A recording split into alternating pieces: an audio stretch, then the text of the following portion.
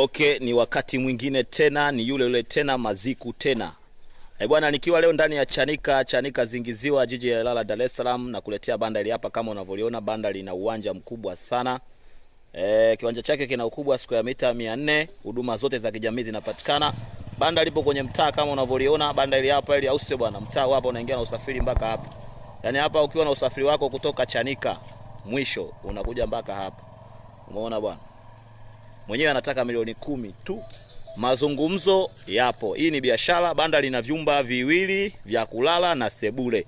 Ina maana banda lina vyumba vitatu. Umeona bwana?